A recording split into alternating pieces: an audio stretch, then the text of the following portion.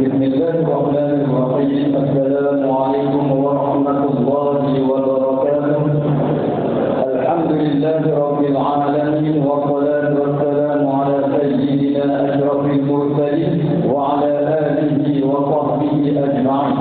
Rabbi shrah li sadri wa yassir li amri wahlul 'uqdatam min lisani yafqahu qawli.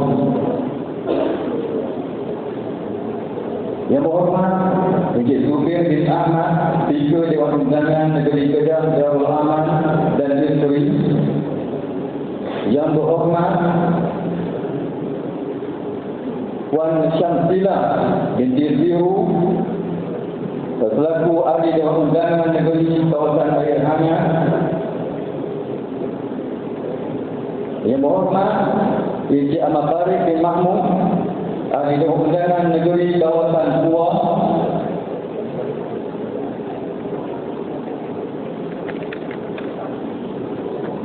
Yang Arif Hakim Tuan Syekh Ahmad Tarmizi bin Abdul Halim, Hakim Mahkamah Reda Syariah Langkawi.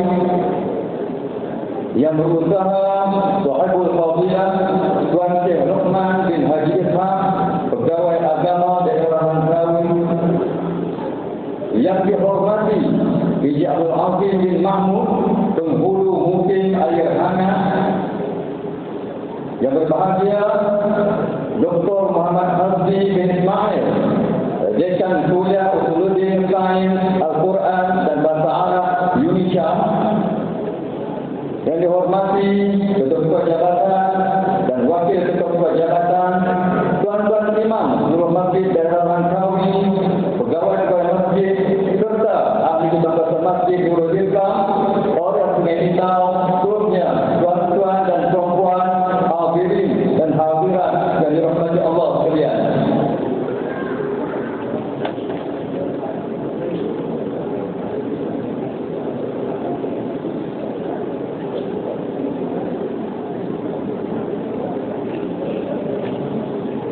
Majlis mengazamukan kehadiran yang berhormat Datuk Haji Muhammad Zuhaimi bin Haji Abdullah, Ahli Parlimen Langkawi.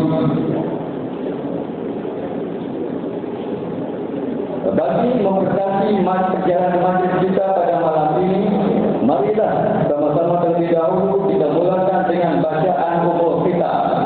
Dengan sebab itu Al-Fatihah. A'udzubillahi minasyaitonir rajim. Bismillahirrahmanirrahim. Alhamdulillahirabbil alamin. Arrahmanir rahim. Maliki yaumiddin. Iyyaka na'budu wa iyyaka nasta'in. Ihdinas siratal mustaqim. صراط الذين أنعمت عليهم غير المغضوب عليهم ولا الضالين.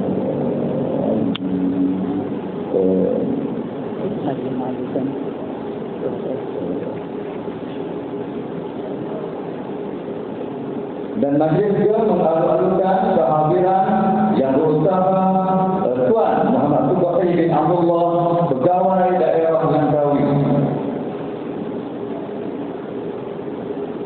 Tarung ketupat berisi-isi di bawah budak sambil berlari. Kehadiran semua sangat dihargai. Semoga majlis bertambah beri.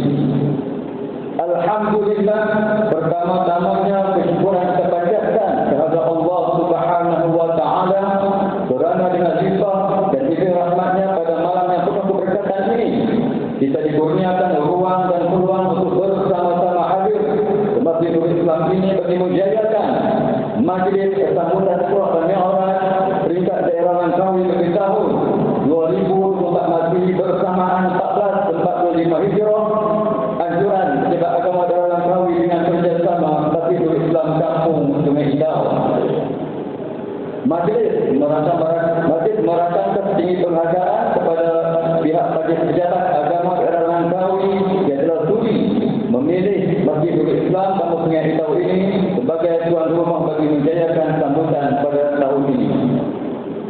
Dan majlis mengagalkan kehadiran dis-dis terhormat serta tuan-tuan dan puan-puan sekalian yang boleh hadir beramai-ramai pada malam ini.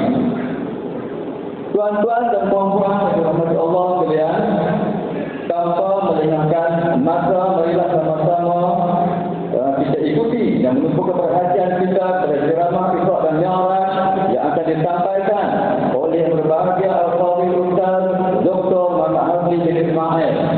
Sebagai perkenalan di otoritas beliau, Al-Fadhil Ustaz merupakan Dekan Kuliah Usuluddin Sains Al-Quran dan Bahasa Arab Indonesia, dan beliau juga merupakan pengkuliah dalam Radio Kedah FM, dan beliau merupakan salah seorang di panel Hakim Tilawah Al-Quran peringkat negeri Kedah, dan beliau juga adalah ahli lajnah semak dan teks Al-Quran Kementerian Dalam Negeri. Dengan segala hormatnya, mari berbesar hati mempersilakan Sahibul Fadilah Ustaz Dr. Muhammad Hazli bagi menyampaikan ceramah beliau. Dipersilakan.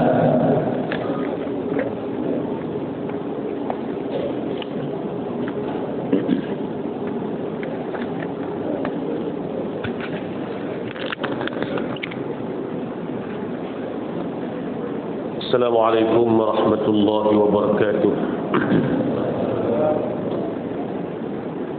Bismillahirrahmanirrahim.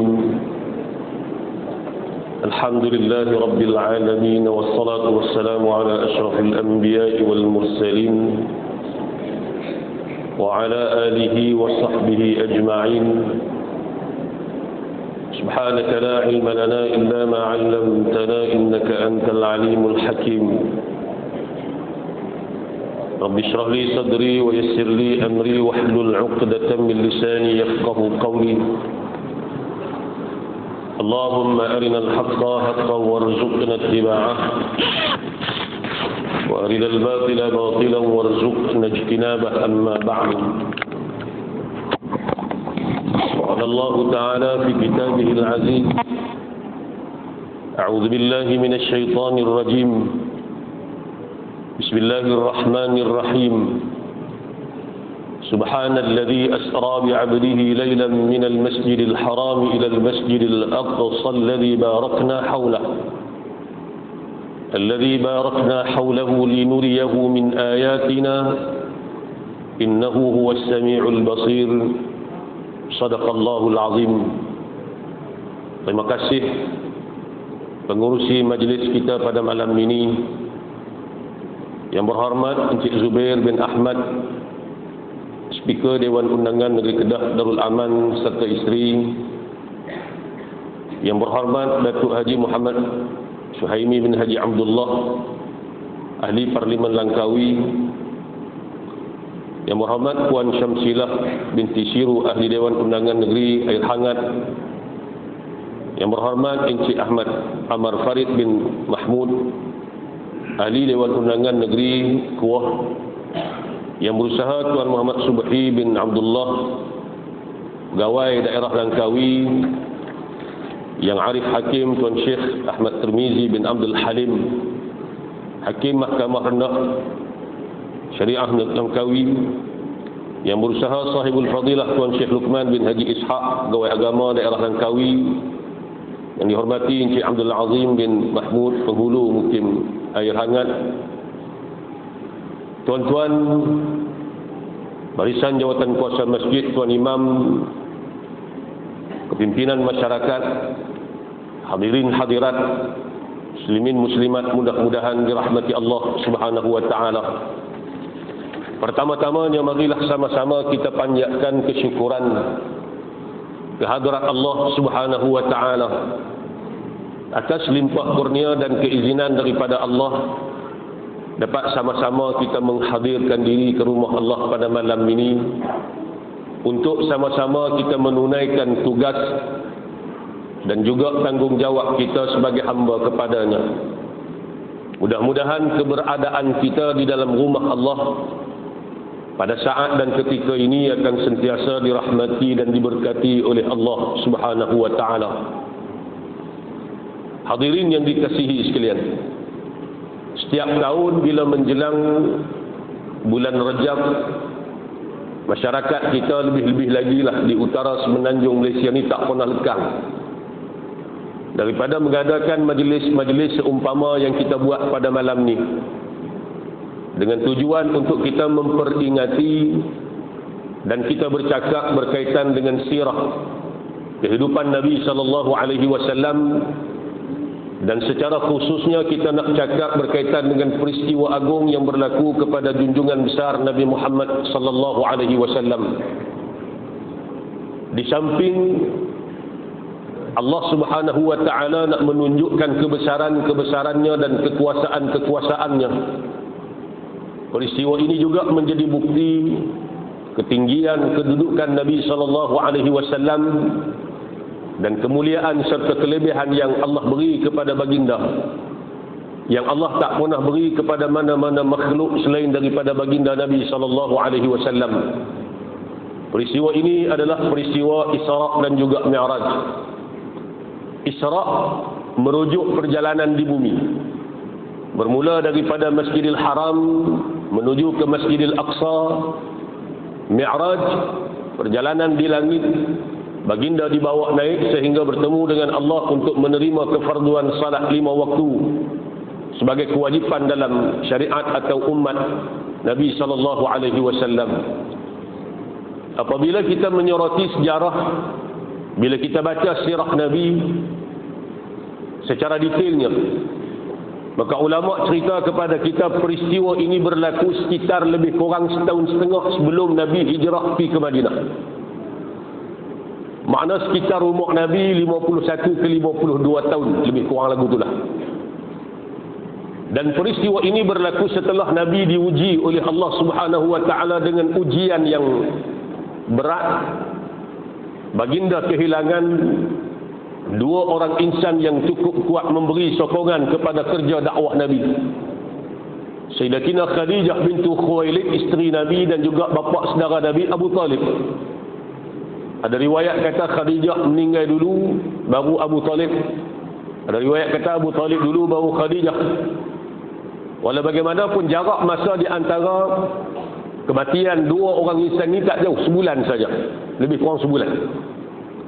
Khadijah kita tahu betapa besar jasanya dalam kerja dakwah Nabi, orang yang menjadi tulang belakang dalam kerja dakwah Nabi. Abu Talib, bapa saudara Nabi, bela Nabi sejak daripada umur 8 tahun. Sehingga kan sewaktu Abu Talib ada ni, tak ada siapa berani sentuh Nabi SAW.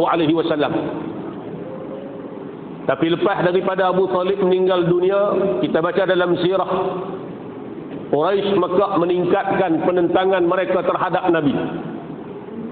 Sehingga kan orang-orang Mekah berani ambil pasir tanah ditabur atas kepala Nabi, buah atas kepala Nabi. Orang Arab ni kalau ambil tanah pasir buah atas kepala ni, suatu penghinaan yang cukup besar. Sampai begitu sekali layanan yang Nabi terima selepas daripada kematian Abu Talib. Balik ke rumah dalam keadaan penuh pasir di kepala ni, anak Nabi, puteri Nabi sambil duduk gabui, sambil duduk teriak. Sampai begitu sekali layanan yang Nabi terima di kota Mekah daripada penduduk-penduduk Mekah yang bukan orang lain. Mereka yang Nabi kenal, ada hubungan pertalian darah dan sebagainya.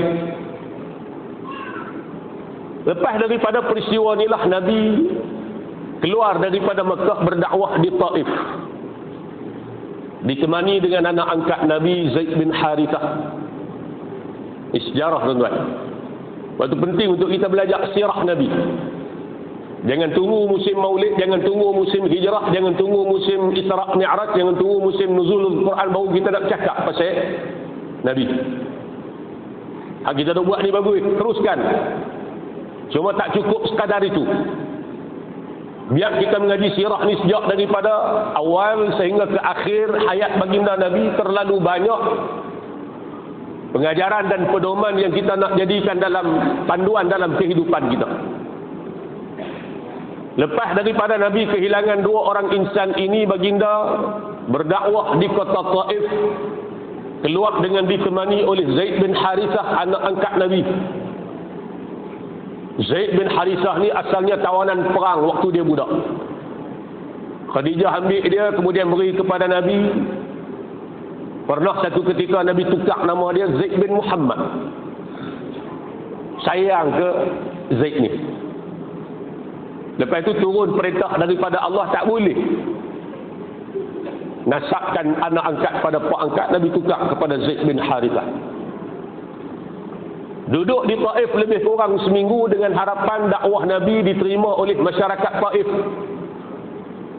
Tapi kedatangan Nabi disambut dengan lemparan batu, caci maki dan sebagainya. Zaidlah mempertahankan Nabi dengan batang tubuh tu pun cedera Nabi. Lari keluar daripada Taif dalam keadaan berdarah, berjalan kasut pun bunyi macam mana kita berjalan layak. Darah Nabi.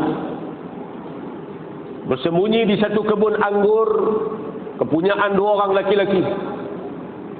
Angkat tangan mengadu kepada Allah Subhanahu wa taala kelemahan dan kekurangan serta kedaifan diri baginda.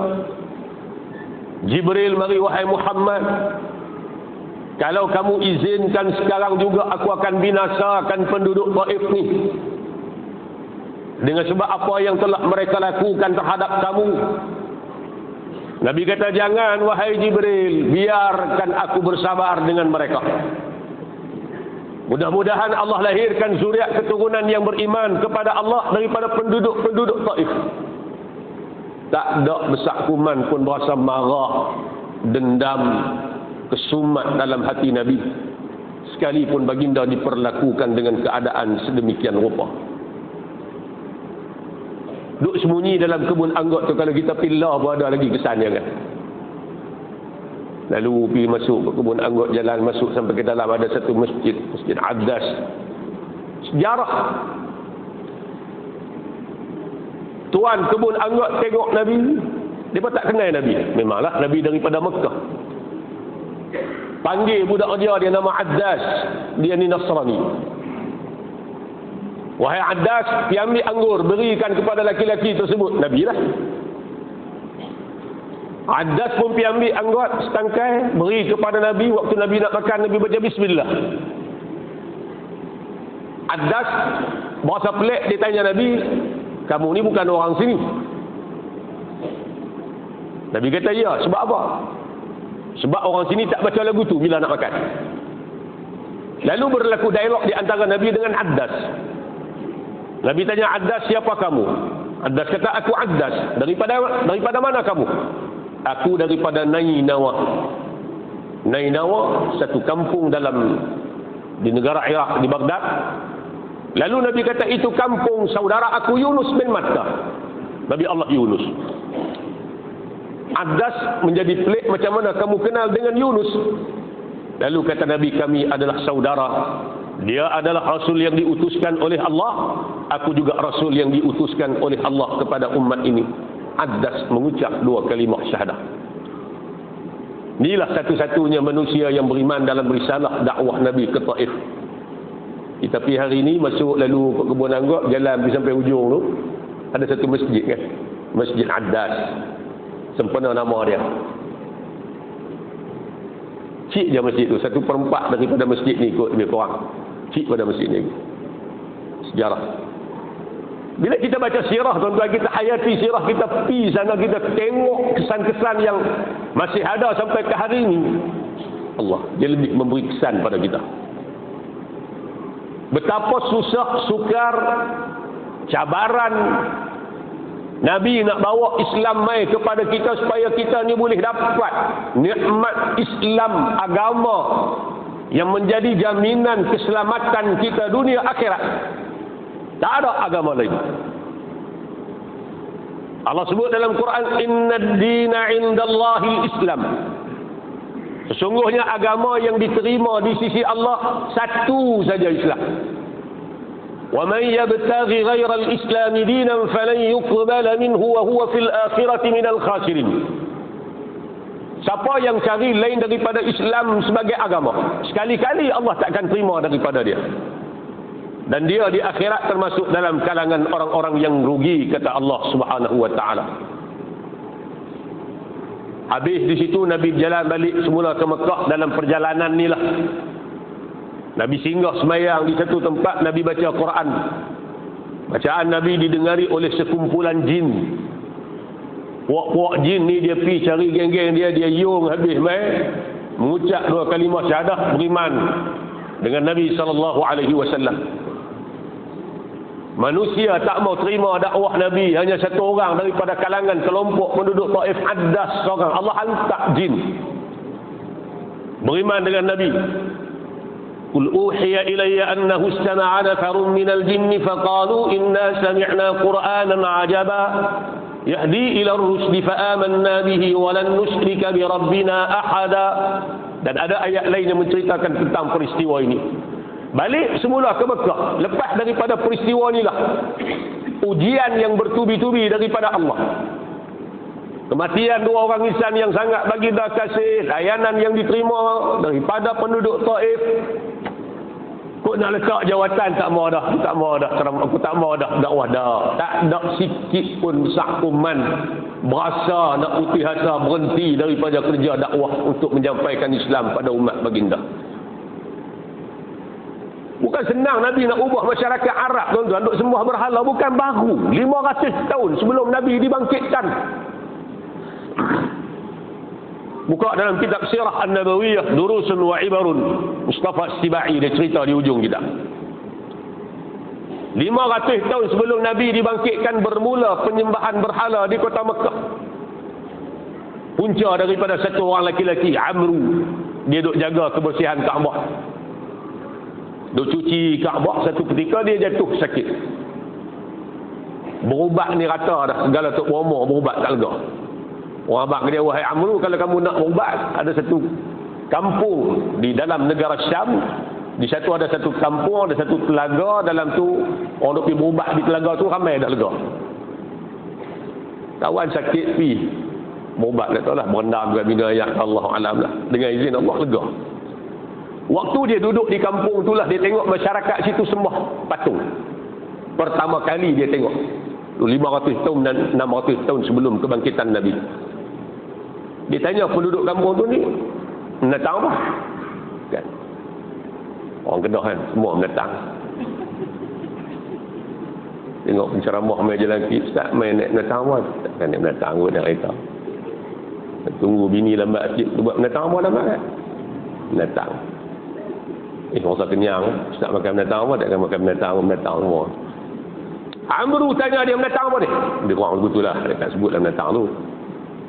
Penduduk situ kata, kami kalau nak pergi perang, kami minta tolong dengan dia lah. Kalau kemarau, kami minta tolong dengan dia. Patung tadilah. Amru kata, buat main aku sekok, kena balik. Bagilah kat dia seketui, dia bawa balik, dia letak di Kaabah. Punca daripada situlah berkembang sampai dalam Kaabah ada berhala. Tu di antara Safa dengan Marwah ada dua keti berhala. Bila dia sa'i, dia sapu kepala berhala ni, tak tahulah ambil Al-Lata, Al-Manata, Al-Uzza, hak paling besar sekali kan. Bayangkan, sebab tu waktu dalam hijrah umat Islam ke bumi Habasyah kali yang kedua, bila mana Raja Habasyah An-Najasyi beri perlindungan kepada orang Islam pada waktu tu, orang Mekah tengok tak boleh biar, mereka hantar wakil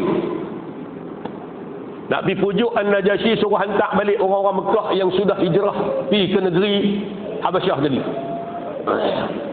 Dia hantar dua orang, salah seorang dia Amru Al-As, waktu tu dia belum Islam.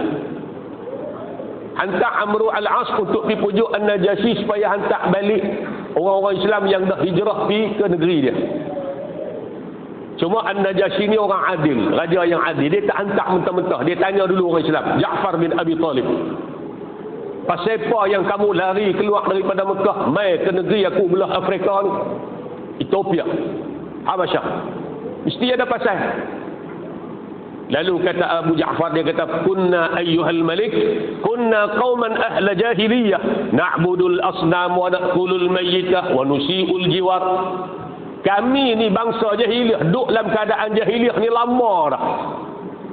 Sembah berhala, makan bangkai, berzina, minum arak, menyakiti jiran, hak kuat menindas yang lemah, yang kaya menindas yang miskin. Kami duduk dalam keadaan hidup cara lagu tu, sehinggalah Allah hantar kepada kami satu orang laki-laki yang bukan asing di kalangan kami. Kami kenal keturunan dia, kami kenal nasab dia, kami kenal tok wan dia siapa, pak dia siapa, dan kami kenal dia ni orang yang baik di kalangan kami. Lalu dia ajak kami kepada Islam, suruh tinggal sembah berhala, suruh tinggal minum arak, suruh tinggal berzina. Dia suruh kami buat baik dengan dia, kami ikut dia. Kata Ja'far bin Abi Talib, sepupu Nabi, syahid dalam peperangan Mu'tah. Kami ikut dia. Tiba-tiba kaum kami tak puas hati, ada di kalangan kami ditangkap, ada yang dibunuh. Wahai tuanku, kami datang ke negeri tuanku nak minta perlindungan daripada tuanku. An-Najasyi kata, baik. Ada apa-apa ayat yang dibawa oleh Muhammad yang kamu boleh baca kat aku, yang aku nak dengar? Supaya aku tahu agama yang dia bawa ni betul ke tak betul, mai daripada Allah, daripada Tuhan yang sebenar. Ja'far dia baca awal surah Maryam. Bismillahirrahmanirrahim. Kaf ha ya ain sad. Zikru rahmati rabbika 'abdahu Zakaria إذ نادى ربه نداء خفيا قال رب إني وهن العظم مني واشتعل الرأس شيبا ولم أكن بدعائك رب شقيا.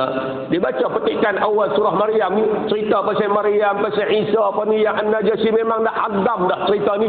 Dalam kitab yang sebelumnya diturunkan cerita pasal depa.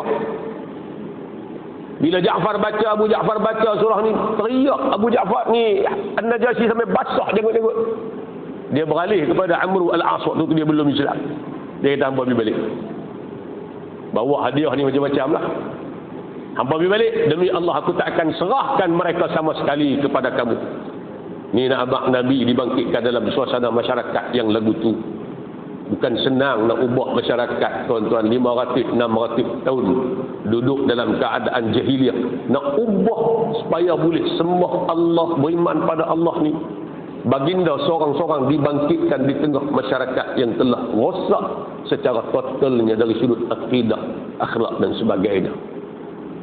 Cabaran. Tapi tak pernah berasa kecewa, putih asa, tak sama sekali. Hadirin yang dikasihi sekalian, balik daripada peristiwa Taif lah, Allah atok satu peristiwa agung yang Allah tak pernah beri kepada siapa-siapa, baik sebelum Nabi, lebih-lebih lagi selepas daripada Nabi.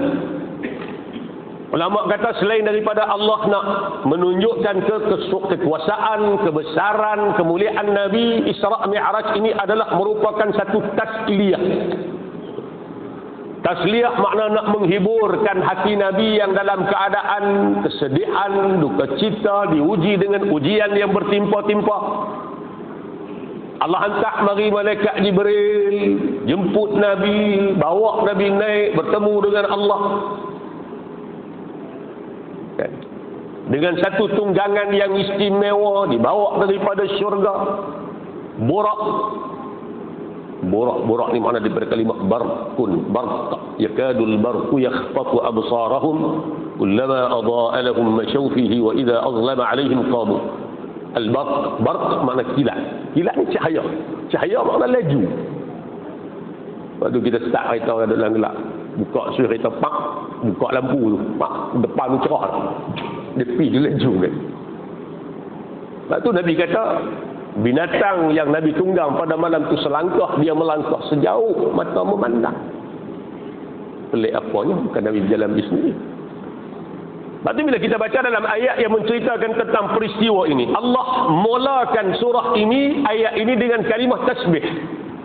Subhana, Maha suci Allah daripada segala sifat kekurangan. yakni Allah yang bersifat dengan segala sifat kesempurnaan. Ulama kata bila Allah mula dengan kalimah tasbih, subhana, sabbih isma rabbika, yusabbihu lillah, sabbaha lillah, ada beberapa surah yang dimulakan dengan kalimah tasbih ni. Maka ketahuilah apa yang Allah nak cerita lepas daripada kalimah tasbih ni, suatu benda yang besar, yang penting, yang menguji keimanan manusia, yang hebat, yang luar biasa. Maka Allah nak cerita peristiwa Isra' ni, perjalanan daripada Makkah mari ke Masjidil Aqsa. Waktu tu dengan keadaan kenderaan yang paling canggih pun pi saja sebulan lebih, balik sebulan lebih. Bukan senang nak terima balik, ada orang kata pi tak sampai satu malam. Maka Allah mula dengan kalimat tasbih, subhana, maha suci Allah daripada segala sifat kekurangan. Allazi asra, Tuhan yang telah memperjalankan bi'abdihi, dengan hambanya. Bukan Nabi berjalan pergi sendiri. Nabi naik unta, piyalah. Tak, Nabi Allah bawa Nabi dalam perjalanan dengan tunggangan yang istimewa. Daripada syurga mari jemput Nabi. Dalam kitab Kifayatul Muhtaj yang duk cerita pasal Isra' Mi'raj, Borak ni bila mari ke bumi duk buat perangai tak mau bagi orang naik dah belakang dia. Jibril tegur dia, wahai Borak, tahu tak siapa ada naik dah belakang kamu ni? Tak ada manusia lebih mulia daripada dia. Muhammad bin Abdullah, Rasul yang terakhir utusan Allah. Dengar nama Nabi, peluh malu Borak. Menatang reti kenai Nabi SAW, tahu siapa tu Nabi. Tak duk lawan Nabi ni manusia, dia buat tegak boleh. Dia tak tahu sayangnya Nabi ke dia. Kadang-kadang bantah Nabi, setuju dengan Nabi, lawan Nabi. Hak Nabi buat tak betul, tak kena, tikai ni. Macam-macam lah kita hidup dalam suasana lagu tu, tuan-tuan. Ni anak-anak kita ni kalau tak lapik dengan tapak agama yang begitu kuat, bimbang kita. Cabaran cukup kuat. Kita tak dan nak pantau anak-anak kita 24 jam sehari semalam dengan dunia teknologi yang begitu terdedah pada hari ini. Dengan ajaran-ajaran sesat lah ni masuk dalam TikTok, dalam Facebook, macam-macam. Ajaran-ajaran yang nak menyeleweng daripada orang Islam. Kalau tak jaga betul-betul. Ni hari ni berapa belas? Hari ni 16, 18. 4 hari lepas, 14 hari bulan sambut hari bah. 14 Februari kan, tiap-tiap tahun, Valentine's Day. Tiap-tiap tahun sambut. Sambutan siapa yang kita ni orang Islam duk kalut nak pergi raya juga tu, siapa kita ni semua kalut. Raya puasa tambah telah lagi kita kalut. Raya haji kita kalut. Raya Hindu pun kita kalut. Raya Cina kita kalut juga.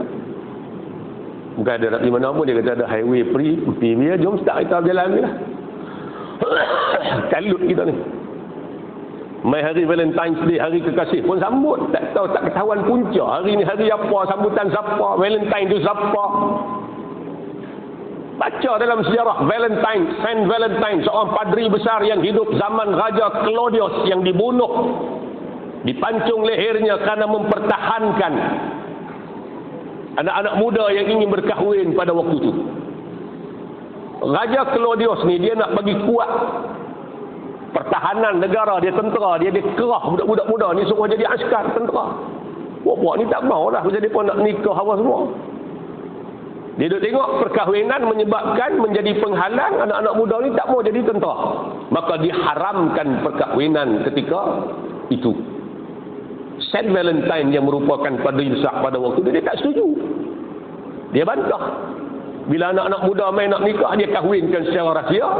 Akhirnya raja dapat tahu, tangkap, bola penjara. 14 Februari tahun tersebut dihukum bunuh.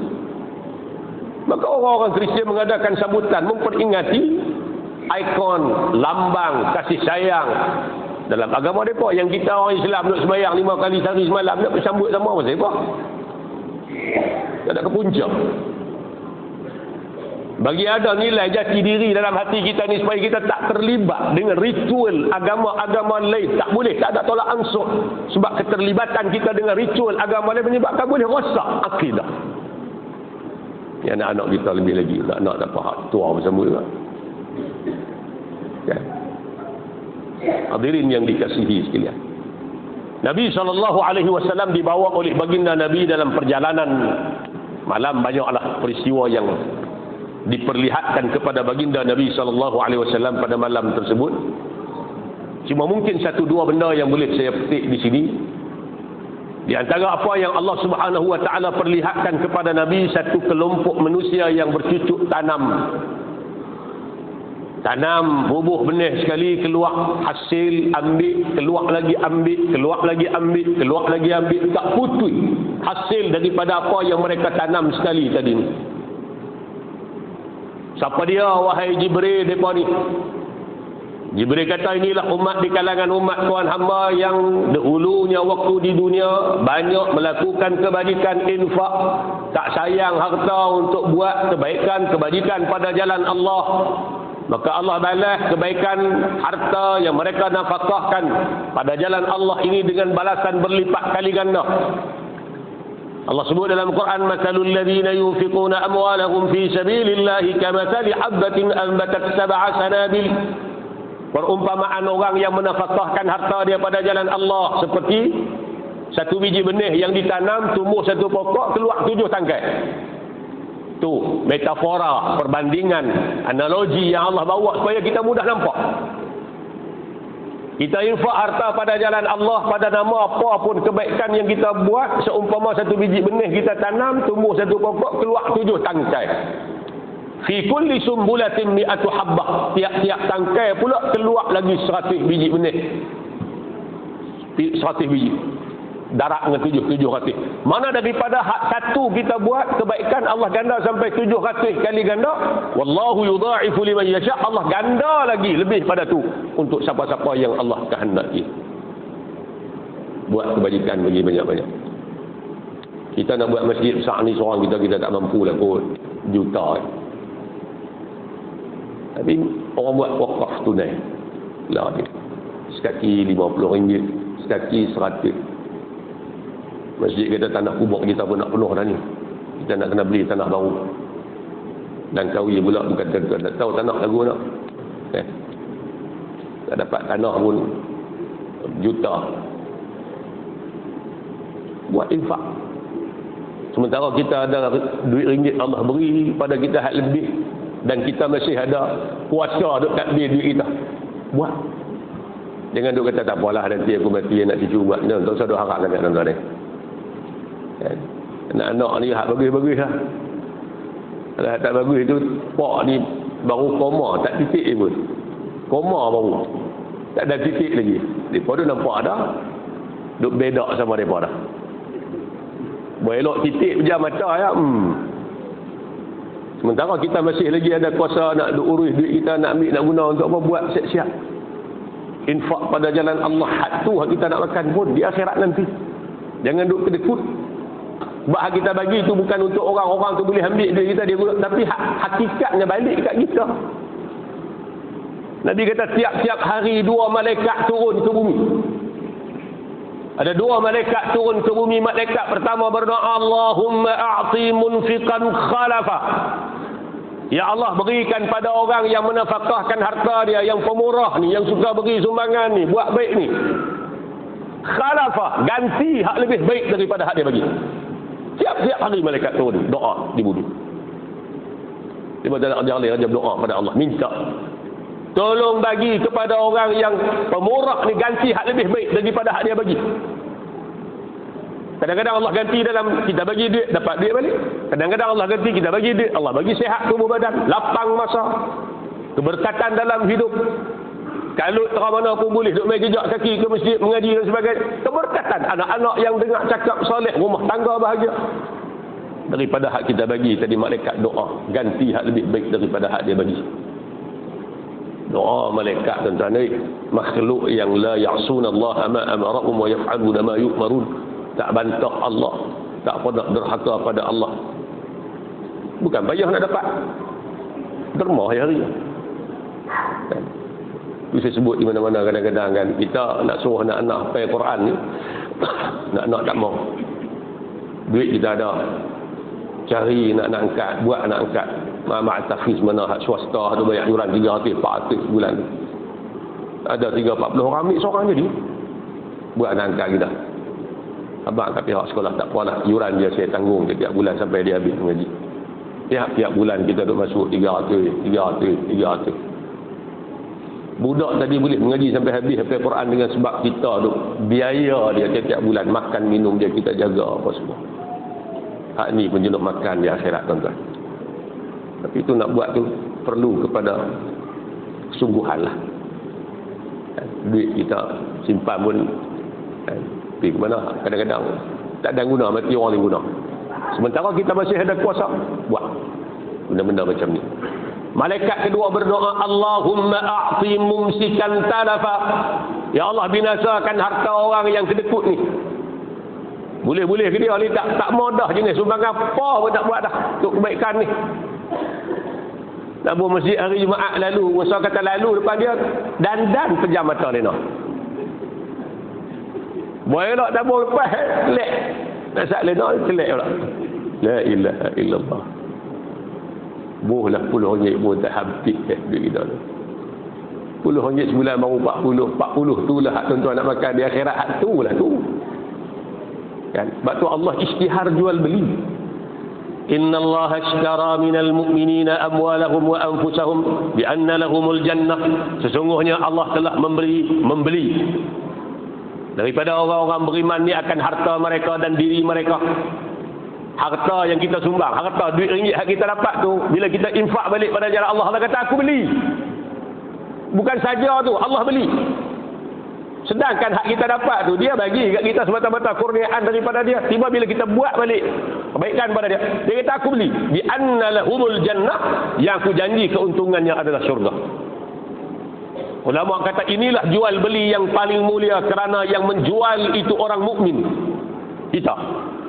Yang membeli itu ialah Allah, dan keuntungannya adalah syurga. Tidak ada jual beli yang lebih mulia daripada jual beli ini, kata ulama. Tidak sia-sia, buatlah nama kebaikan, kebajikan, buatlah apa pun. Lebih-lebih lagi untuk rumah Allah, mengimarahkan rumah Allah Subhanahu wa taala. Hadirin yang dikasihi sekalian, maka Allah perlihatkan benda ni supaya Allah tak tunjuk kat kita ni kelebihan ni, dan sebagai galakan pada kita, dan Nabi pun sebut kan, pada kita benda kebaikan ni. Hadirin yang dikasihi sekalian, banyak peristiwa lah kalau nak cakap berkaitan dengan peristiwa ni, banyak sangat, dan kita nak cakap tiap-tiap tahun. Cuma saya nak highlight di sini kemuncak dalam peristiwa ini. Bila Nabi sampai di Masjidil Aqsa semayang, Nabi jadi imam kepada para rasul, para nabi. Nabi tamat borak baginda, turun tangga daripada langit, jemput naik Nabi, naik langit pertama, langit kedua, ketiga, sampailah 7. Sampailah ke satu tahap yang Jibril kata, naiklah kamu wahai Muhammad, aku tak boleh pergi dah, border aku tak kat ni ya. Kalau aku gagah naik lagi, nescaya aku akan terbakar.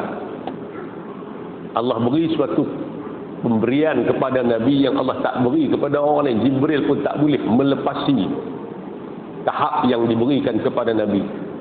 Nabi naik sujud pada Allah. Allah kata, irfa' ra'sak is'ali. Hei Muhammad, angkat kepala engkau, mintalah apa engkau nak minta, akan kuberi kepadamu. Waktu inilah kita baca dalam kitab Kifayatul Muhtaj bagaimana Allah menfardukan salat 5 waktu. Ini yang saya nak tekan pada malam ni, kemuncak dalam peristiwa Isra dan Mi'raj. Kalau kita tengok tuntutan sembahyang dalam kehidupan kita ni tuan-tuan, satu tuntutan yang tidak ada ruang untuk kita kata tak larat, malas, nak tinggal sembahyang, tak boleh. Satu-satunya kewajipan yang Allah fardukan di langit secara terus menerus daripada Allah kepada Nabi sallallahu alaihi wasallam. Hak lain-lain ni Allah kirim kepada Jibril. Puasa, Jibril bawa turun wahyu tahun kedua, ya ayyuhalladzina amanu kutiba alaikumus siyamu kama kutiba alal ladzina min qablikum la'allakum tattaqun. Kefarduan puasa ni kirim melalui Jibril. Jibril bawa turun wahyu. Zakat pun lagu tu lah, khudh min amwalihim sadaqatan tutahhiruhum wa tuzakkihim biha wa salli alaihim inna salataka sakanun lahum. Jibril bawa turun wahyu.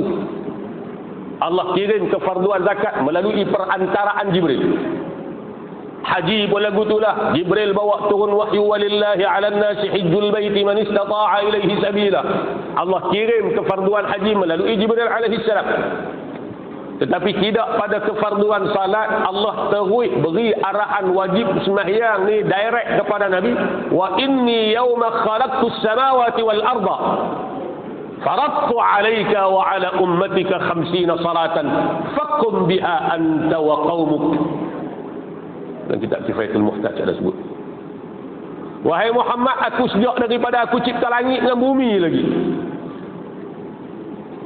Telah aku fardukan atas engkau dan umat engkau 50 waktu salat sehari semalam. Maka bangunlah engkau dan umat engkau untuk mendirikan salat tadi. 50 tuan-tuan. Kalau tak korang tinggal 50. Ceramah pun tak ada amalan. Tok Bilal tak ada balik Tok Imam beri salam, Assalamualaikum warahmatullahi wabarakatuh. Assalamualaikum warahmatullahi wabarakatuh. Tak sakit bang pula. Maka kita buat apa dah kita? Tapi kelut dia nak sotong tak ada dah. Turun jumpa Nabi Musa, wahai Muhammad minta korang lah. Bani Israel aku cuba dah 2 waktu sehari semalam berlambak tak sembahyang. Lagi hebat daripada kita, gagah daripada kita. Tidak sembahyang. Ni umat kamu kalau 50 kena. Minta kasih pada umat fikir pasal kita naik turun sampai tinggal 5 cukuplah, aku malu dah dengan Allah. Cuma Allah kata kalau 5 pun sama macam 50. Nabi Musa kata 5 pun amai umat kamu tak mampu, wahai Muhammad. Bukan tak mampu, mampu kemampuan tu ada tapi tak sembahyang. Sebab tu tuan-tuan, sini saya nak tekan sikit. Kewajipan solat ni Nabi suruh kita ajak pada anak-anak kita sejak umur 7 tahun. Nabi kata muru auladakum bis salati wa hum abna'u sab'in. Suruh anak-anak kamu sembahyang ni sejak umur 7 tahun. Anak umur 7 tahun tak sembahyang, depa tak berdosa lagi sebab belum akil balik. Tapi pak tak suruh, pak berdosa. Sebab kewajipan mengajar, menyuruh anak-anak sembahyang atas kepala bau mak suruh anak-anak sembahyang. Masuk darjah 1, nak pergi sekolah sembahyang subuh dulu. Masuk darjah 1 nak pergi sekolah sembahyang subuh dulu. Tanya dulu. Subuh sembahyang tak lagi? Tak sembahyang dulu. Pergi sekolah nak cari ilmu. Ilmu ni hak Allah. Macam mana kita nak dapat keberkatan pada ilmu? Kalau mula hari tadi mula dengan benda hak Allah murka dah, tak sembahyang. Kita nak pergi cari ilmu. Ilmu hak Allah. Allah nak bagi kat kita kefahaman dalam ilmu. Tiba-tiba kita start hari itu dengan kemurkaan Allah dengan tak sembahyang subuh. Kita nak cari ilmu dia. Nak bagi kebaikan barakah daripada mana? Sembahyang dulu subuh. Balik sekali lagi. Kan? Sembahyang dulu subuh. Pak nak pergi hantar pun sembahyang tu. Ni anak tak sembahyang, pak pergi hantar pun tak sembahyang. Sungguh kan. 7 suku bini gerak bangkit baru anak pergi sekolah. Jambat. Loncat bangkit betul belekat pakai baju pagoda gabus muka lebih kurang tak muka pergi hantar anak pergi sekolah. 7:30 sampai sekolah. Balik dah sampai rumah, sangkut di kedai. Sembang bohong 2 jam. Subuh balik. Ya, tiap hari lagu tu. Mana nak mari kebaikan dalam hidup kita bila kita meletakkan sembahyang ni nombor 3, nombor 4, nombor 5 dalam kehidupan kita? Tak ada tuan-tuan. Ni musim pergi sekolah ni. Gerak anak-anak sembahyang subuh. Bukan pergi sekolah sajalah. Hari lain pun. Ya. Kita ibu bapa ni kadang-kadang alhamdulillah dah boleh lekat dah di masjid, di surau 5 waktu sehari semalam ni. Tok Wan dia lekat dah di masjid. Tapi adakah kita ni Tok Wan mak ayah lekat masjid kita selesai dah kalau di rumah tak sembahyang? Nak keluar main subuh tadi ni di masjid, nak anak pakai duduk tidur depan TV. Lah musim cuti nak menantu pakai balik ke? Menantu gua ada sekali. Gerak tak bangkit. Pak mentua dengan menantu dia segan sikit, gerak 2 kali tak bangkit, dia pun segan. Gerak tak bangkit, kita pun nak duk gagah gerak lama, terlepas subuh di masjid, main-main. Lepas subuh adalah baca Quran, tazkirah, makan apa, balik, habis subuh dah. Duduk tekangkang depan televisyen, duduk tekangkang tu, tak bangkit juga. Bukan umur 5 tahun. 50 pun dah. 40. Subuh tak sembahyang. Mak mentua gerak, tok gerak. Tok orang kata biar ambil kat mereka lah.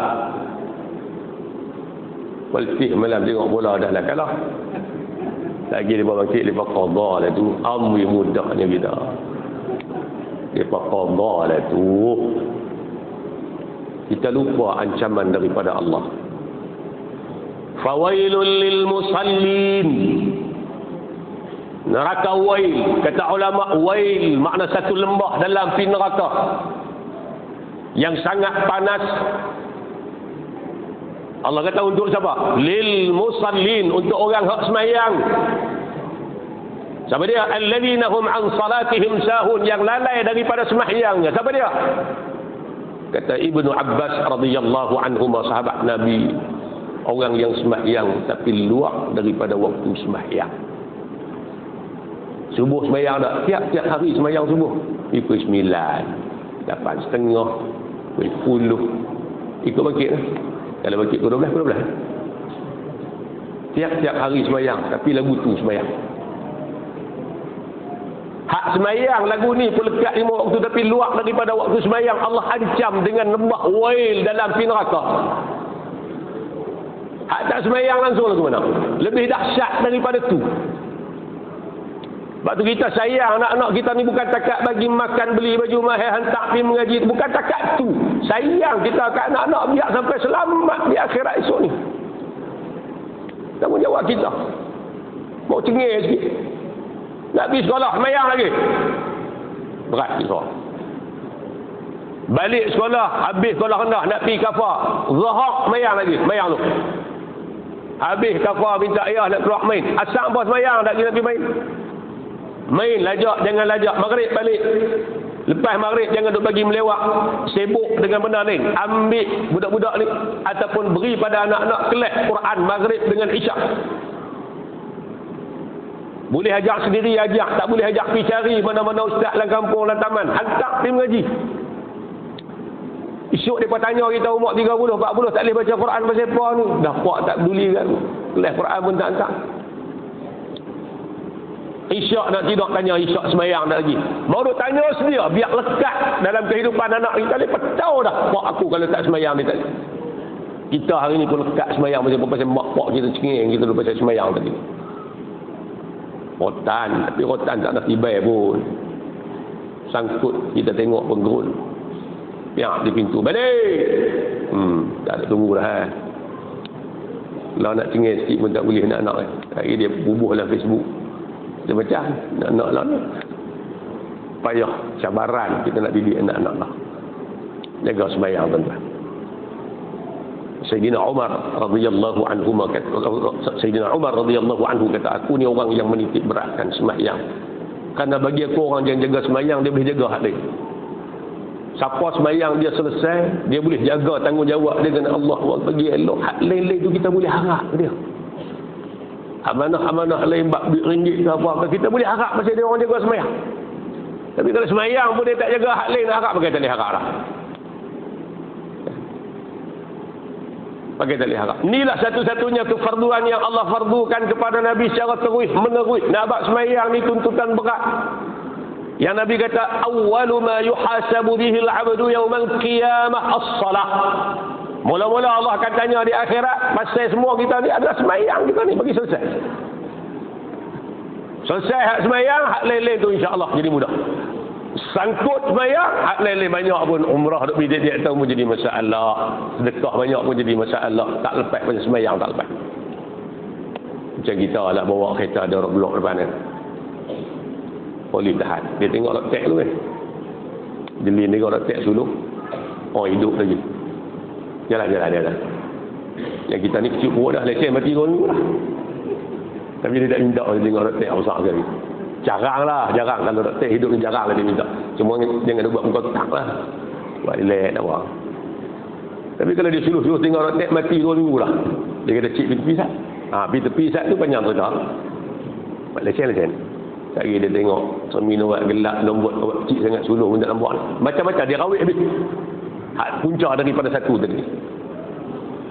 Macam itulah sembahyang pun di akhirat nanti. Kalau sembahyang ni selesai, hak lain-lain insya-Allah dia boleh cover, boleh bantu kalau ada kekurangan pun. Tapi kalau sembahyang sangkut lain masalah tuan-tuan. Hadirin yang dikasihi sekalian. Sebab tu dalam sembahyang ni tak ada ruang kita nak kata tak mau semayang, sakit tak boleh semayang, tak ada. Puasa ada lagi. Wa in kuntum maridan aw ala safarin fa iddatun min ayyamin ukhra. Puasa. Kan? Zakat pun bukan semua orang wajib. Haji lebih-lebih lagi, liman istata'a ilaihi sabila, bagi orang yang berkemampuan. Malah nak pergi haji bukan senang tuan ni. Cik habis, darah tinggi 140, 90 tak boleh pergi lah. Cik manis 8, 9 tak boleh pergi lah. Dia cik habis buat ECG jantung apa semua. Kan? Untuk orang yang berkemampuan. Bab semayang ni tak ada ruang. Sakit tak boleh berdiri, duduk tak boleh duduk, bagi. Hatta dalam peperangan sekalipun disyariatkan semayang, salat khauf apa semua. Musafir tak kena semayang, cuma Allah beri keringanan daripada 4 jadi 2 waktu boleh gabung jadi 1. Semayang tetap kena semayang. Berat tuntutan solat dalam kehidupan kita. Sebab itu penting untuk kita tengok anak-anak kita. Balik malam ni pakat tengok di rumah masing-masing. Start di rumah, tak usah duduk peduli orang lain lagi. Kita sebagai ibu bapa mainkan peranan, anak-anak di rumah, isteri, suami, pastikan anak-anak duduk dalam rumah kita 4 orang, 5 orang, anak-anak rakyat jelata kita tu semayang, pastikan dulu. Kalau hak ni setiap keluarga boleh main peranan, jaga bagi elok, masalah penyakit dalam masyarakat ni dapat diatasi bila kita pakat betul di rumah kita masing-masing. Tapi kalau pakat di rumah pun tak jaga semayang, nak semayang, tak semayang sudah, pak tak semayang, mak tak semayang, macam-macam masalah. Kita nak selesai apa masalah pun tak selesai. Hadirin yang dikasihi sekalian, ni termuncak dalam peristiwa Isra' dan Mi'raj. Selesai, Nabi pun turun. Nabi sebut dalam perjalanan, aku nak turun mari. Setiap malaikat yang berjumpa dengan aku berpesan pada aku, ya Muhammad, mur ummataka bil hijamah, suruh umat engkau berbekam. Amalan perubatan sunnah Nabi juga. Nabi pun berbekam yang Nabi terima malam Isra' Mi'raj. Itu Nabi nak turun mari. Nabi nak turun mari, jumpa dengan malaikat ni pesan, jumpa dengan malaikat ni pesan pula, jumpa dengan malaikat ni pesan juga, mur ummataka bil hijamah, suruh umat engkau berbekam. Nabi pun berbekam, kita baca dalam sirah kan, beberapa kali. Cuma bekam ni tak boleh buat ikut skor kita lah. Nabi kata siapa-siapa yang berbekam, manihtajama li 17 hari bulan, 19 hari bulan, 21 hari bulan, dalam setengah riwayat sebut 3 hari ini bulan Islam lah, 17, 19, 21 bekam pada hari bulan Islam, hari 17, 19 itu kana lahu shifaa'un min kulli da', adalah baginya ubat bagi segala penyakit. Lah ni ramai kan berbekam. Kita tengok orang barat, artis-artis, selebriti barat, ada main gusti tu pun bekam, penuh atas belakang dia tunjuk gambar. Mereka pun yakin dengan perubatan, dan Nabi terima malam Isra' dan Mi'raj kaedah perubatan ni. Cuma kita buat tu kena ikut kaedah dia lah. Tidur bekam tak kena hari, jadi menyakit balik pula kat kita, mudarat balik. Jadi orang bekam dia tahulah bila. Nabi terima malam, balik mari ke bumi semua tuan-tuan, selesai subuh tu kata ulama tak semayang lagi lah. Nabi sampai sebelum subuh. Sebab peristiwa Isra' Mi'raj ni berlaku lailan, Allah sebut dalam bentuk nakirah. Orang mengaji bahasa Arab dia tahulah, bukan dalam bentuk makrifah, mari dalam bentuk nakirah. Nampak perjalanan Nabi malam tu bukan sepanjang malam, tapi sebahagian daripada malam, sikit sangat. Nabi bertolak boleh buat malam dah, balik mari ke Mekah ni belum daripada subuh Nabi dah sampai. Subuh tu tak semayang lagi, sebab semalam ni terima arahan perintah wajib semayang. Nabi semayang lagu mana tak tahu. Zuhur tu baru Jibril alaihi salam mari bawa Nabi pergi depan Kaabah. Kalau kita tawaf rapat sikit dengan Kaabah kan, kita nampak Hajarul Aswad, Multazam itu Kaabah, di bawah lantai tu ada letak batu merah tu, lipat 5 ketul. Tempat Nabi diajar oleh Jibril macam mana sembahyang. Jibril mari hari pertama Zuhur awal waktu. Masuk waktu Zuhur, Jibril mari bawa Nabi. Jibril jadi tu imam, Nabi jadi makmum. Jibril ajak Nabi semayang. Macam mana kita tu semayang? Habis Jibril pun balik, sekali lagi masuk asar, mai pula bawa Nabi, ajak Nabi semayang asar. Maghrib pun lagu itulah, Isyak pun lagu itulah, subuh pun lagu itulah. Mari di awal waktu ajak Nabi semayang. Bagaimana cara semayang? Nabi jadi makmum, malaikat Jibril jadi imam. Hari kedua Jibril mari pula di akhir waktu. Habis Zuhur mari nak habis mayang, Jibril jadi imam, Nabi jadi makmum. Nabi Asar mari pula, Maghrib pun sama, Isyak pun sama, Subuh pun sama. Maka Jibril kata semayang di antara dua waktu tu diajak oleh Jibril alaihi salam kepada Nabi sallallahu alaihi wasallam lepas daripada Nabi balik dalam peristiwa Isra dan Mi'raj. Kal menjadi suatu kefarduan yang sangat besar atas umat Nabi sallallahu alaihi wasallam, tuan-tuan. Hadirin yang dikasihi sekalian. Bila kita duk cakap selalu bab ni, dia mari kesedaran dalam diri kita lah, keinsafan. Sebab tu kita ni dia lebih lagi lah sebagai ibu bapa, ajak dah, suruh dah, jangan lupa doa. Di antaranya doa Nabi Allah Ibrahim alaihi salam, Rabbi ja'alni muqimas salati wa min dhurriyyati Rabbana wa taqabbal du'a. Wahai Tuhanku, Engkau jadikanlah aku ni orang yang tetap teguh mendirikan salat, dan juga zuriat keturunan aku ni, bagi anak cucu aku, anak cucu yang tetap teguh mendirikan salat. Rabbana wa taqabbal du'a. Wahai Tuhan kami, tolong terima doa kami. Kita lebih-lebih lagi hak umur 40 ke atas ni, ulama sungguh banyak baca doa. Buka dalam surah Namli ayat 19 kalau tak silap saya, atau surah Ahqaf ayat 15 pun. Doa orang yang masuk umur 40 ke atas ni, sebab 40 ni dia bodoh. Nabi pun diangkat menjadi Rasul buat 40, sebab 40 ni puncak kematangan satu orang. Dan ulama kata 40 ni bodoh. Dia nak beralih, dia tak beralih tanpa 40. Kalau sebelum 40 dia beralih. Daripada semayang pun tak jaga, belum 40 dia jaga semayang, aurat pun tak tutup. Masuk 40 dia tutup, dia jaga, balik tak kenal masjid pun dia kenal masjid. InsyaAllah kekal atas macam tu dah ke mati. Tapi kalau 40 tak beralih juga, semayang pun tak, tekoh rajin 3, tekoh malas tak langsung. Seluar pun pendek lagi atas pada lutut, bawah pada pusat, umur 40-50 dah. Aurat pun tak kerti tak tutup lagi.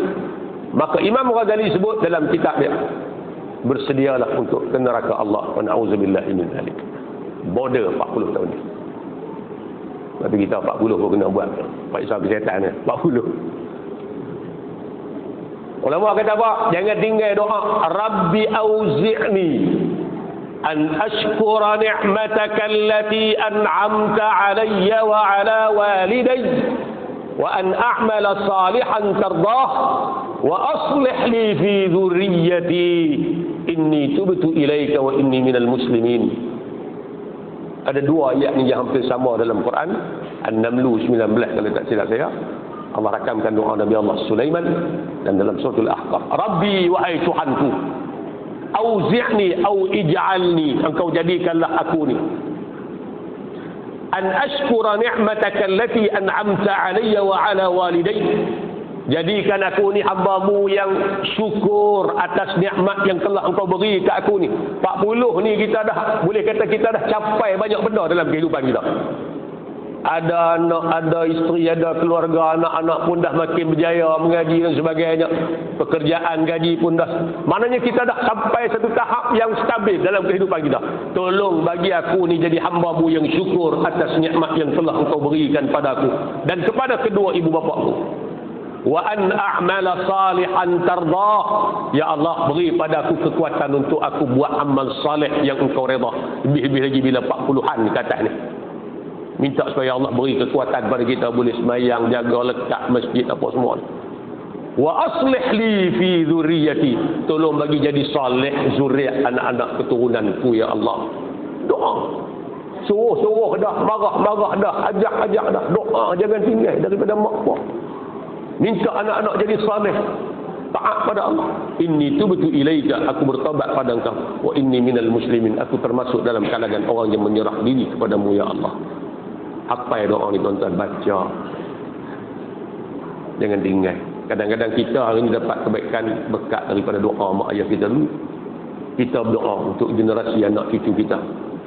Dia pergi jauh mana pun, dia reti nak patah balik kepada Allah Subhanahu wa taala. Hadirin yang dikasihi sekalian, saya janji dengan Tuan Syekh Luqman saya nak berhenti pukul 9.10 lah. Terima kasih banyak-banyak saya ucapkan pada Jabat Agama Langkawi lah, terutamanya pihak YB Datuk dan juga pihak YB Adun dan juga pihak Jabat Daerah yang menganjurkan program yang seumpama ini. Yang inilah di antara program untuk kita balik kena sedar. Kalau kita nak perbeti balik masyarakat, tak ada tempat lain melainkan masjid, hidangannya Quran, hadis Nabi, beri peringatan pada anak-anak. Yang kita tahu duduk di Langkawi ini macam-macam cabaran, dugaan yang ada. Kalau kita tak bekalkan agama yang cukup dalam diri anak-anak kita bimbang pengaruh-pengaruh luar yang datang akan menyebabkan anak-anak jauh daripada agama dan jauh daripada Allah. Tapi bila kita bagi benda ni tanam dalam diri anak-anak kita, lebih bagi semayang kita titik beratkan, insya-Allah Allah akan pelihara anak-anak cucu keturunan zuriat kita nanti, insya-Allah. Sekali lagi saya ucapkan ribuan terima kasih kepada semua pihak yang menjayakan program pada malam ni dan yang memberi kepercayaan pada saya untuk cakap di hadapan tuan-tuan pada malam ni. Mudah-mudahan dengan sedikit tazkirah ini memberi manfaat pada kita bersama. Saya mohon maaf kalau ada terkasar bahasa, tersalah bicara dan tersilap kata. Apa yang baik daripada Allah Subhanahu wa taala dan apa yang tidak baik daripada kelemahan dan kekurangan diri saya sendiri. Aqulu qawli hadza wa astaghfirullahal azim li wa lakum. Assalamualaikum warahmatullahi wabarakatuh. Bismillahirrahmanirrahim. Alhamdulillahirabbil alamin wassalatu wassalamu ala asyrafil anbiya'i wal mursalin wa ala alihi wa sahbihi ajma'in. Allahumma arhamna bil Qur'an waj'alhu lana imaman wa nuran wa hudan wa rahmah. اللهم ذكرنا منه ما نسينا وعلمنا منه ما جهلنا وارزقنا تلاوته آناء الليل وأطراف النهار واجعله لنا حجة يا رب العالمين. اللهم إنا نعوذ بك من علم لا ينفع ومن قلب لا يخشع ومن عمل لا يرفع ومن دعاء لا يسمع. نعوذ بك من هؤلاء الأربع. ربنا آتنا في الدنيا حسنة وفي الآخرة حسنة وقنا عذاب النار. وصلى الله على سيدنا محمد وعلى آله وصحبه وبارك وسلم. الحمد لله رب العالمين. تقبل الله منكم.